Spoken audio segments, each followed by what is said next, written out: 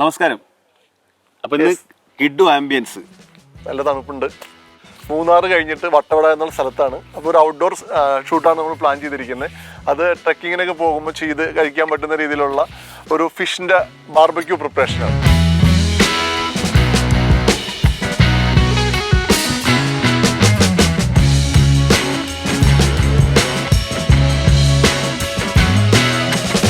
എല്ലാവരും ബാർബക്യൂ ചെയ്യാറുണ്ട്, പക്ഷേ ഇത് ഒരു വെറൈറ്റി റെസിപ്പിയാണ്. മാരിനേഷനൊക്കെ സ്പെഷ്യൽ മാരിനേഷനാണ്, നല്ല ടേസ്റ്റ് ഉണ്ട്. അപ്പോൾ എല്ലാവരും ട്രൈ ചെയ്യാൻ. അതിൻ്റെ മാരിനേഷനിലേക്ക് നമുക്ക് കിടക്കാം. യെസ്, സിമ്പിളായിട്ടാണ് ഉണ്ടാക്കുന്നത്, പക്ഷേ ഭയങ്കര ടേസ്റ്റാണ്. ആദ്യമായിട്ട് ഒരു ബൗളിൽ നമുക്ക് ഇതിൻ്റെ മസാല മിക്സ് ചെയ്തിട്ട് ഒരു സ്പൂൺ ഉപ്പിട്ടിട്ടുണ്ട്. യെസ്, മഞ്ഞൾപ്പൊടി, Kashmiri chilli powder 3 spoon, ginger garlic paste 1 spoon. ഇത് നമ്മുടെ കുരുമുളക് ക്രഷ് ചെയ്തത്, അതൊരു 2 സ്പൂൺ ഇടാം.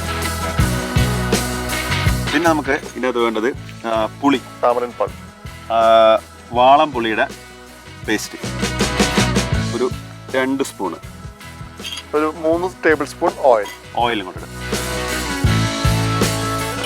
ഇനിയാണ് അതിൻ്റെ അടുത്തൊരു ടിസ്റ്റിലേക്ക് പോകുന്നത്. കുറച്ച് ചെറിയുള്ളിയും കാന്താരി മുളകും കറിവേപ്പിലയും ചതച്ചതിലേക്ക് മിക്സ് ചെയ്യും. ചെറിയുള്ളി, കാന്താരി, ചെറിയുള്ളി, കറിവേപ്പില, അത് ഒരു 6-7 ചെറിയുള്ളി, ഒരു 10 പീസ് കാന്താരി മുളക്, ഒരു 10 ഇല കറിവേപ്പില. നന്നായിട്ട് ക്രഷ് ചെയ്യുക. ഇതിലേക്ക് അപ്പം ഇടിച്ചു ഇങ്ങോട്ട് ഞാൻ എടുത്തുതരാം. അടിപൊളി സ്മെല്ല് കേട്ടോ.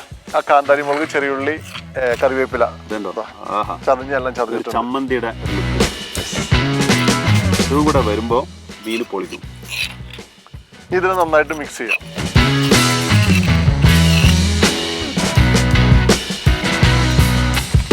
ആ കറിവേപ്പിലയും കാന്താരി മുളകും ചതഞ്ഞതിൻ്റെ നല്ല ഫീല് കിട്ടുന്നുണ്ട്. എന്നിട്ട് ഈ സാധനം നമുക്ക് എന്ത് ചെയ്യാം, മീനിലേക്ക് തേച്ച് പിടിപ്പിക്കാം. അപ്പോൾ നമ്മൾ ചേർത്ത ഐറ്റംസ് ഒന്നുകൂടി പറയാം. ഉപ്പ്, കുരുമുളക് പൊടി, Kashmiri chilli powder, താമരൻ pulp, crushed pepper, ginger garlic paste, കറിവേപ്പില, കാന്താരി മുളക്, ദെൻ ചെറിയുള്ളി. അതിക്ക് മുമ്പ് ഒരു കാര്യം പറയാൻ വിട്ടുപോയി. ഫിഷ് നമ്മൾ നന്നായിട്ട് സ്ലൈസ് ചെയ്തിട്ട് എടുത്തിരിക്കുന്നത്, അപ്പോൾ മസാലയ്ക്ക് അതിൻ്റെ ഉള്ളിലേക്ക് പിടിക്കാൻ വേണ്ടി.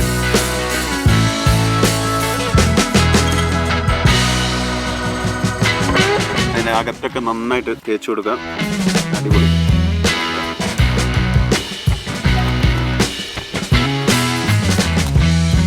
ഇതിൻ്റെ പ്രത്യേകത നല്ല മണമുണ്ട് അല്ലേ? ചമ്മന്തിയുടെ ചൂട് നന്നായിട്ട് ഉള്ളിലൊക്കെ തേച്ച് പിടിപ്പിച്ചിട്ട് തല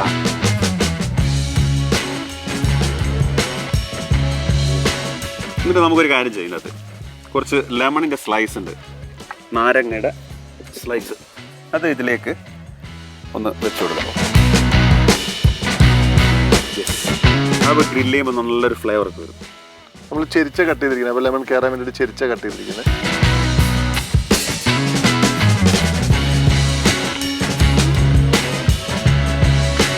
അപ്പം നമ്മുടെ അടിപൊളി മസാല റെഡി ആയിട്ടുണ്ട്. ഫിഷിൽ ഓൾറെഡി തേച്ച് കഴിഞ്ഞു. ഇനി നേരെ ഫ്രിഡ്ജിലേക്ക് കൊണ്ടുപോകാം.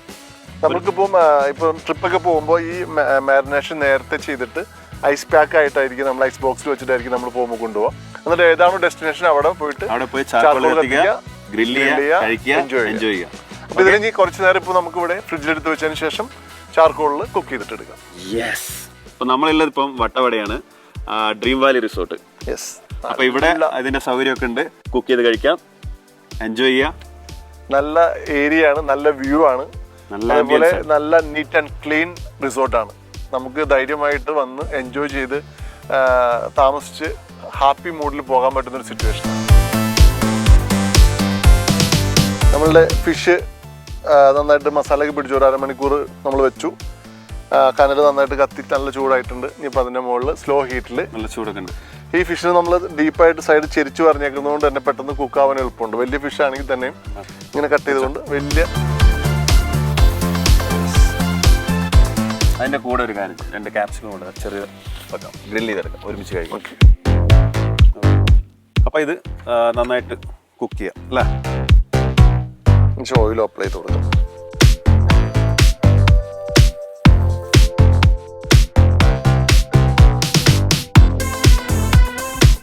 അപ്പോൾ നമ്മളെ ഫിഷ് കുക്കായിട്ടുണ്ട്. മാറ്റാൻ പോകും.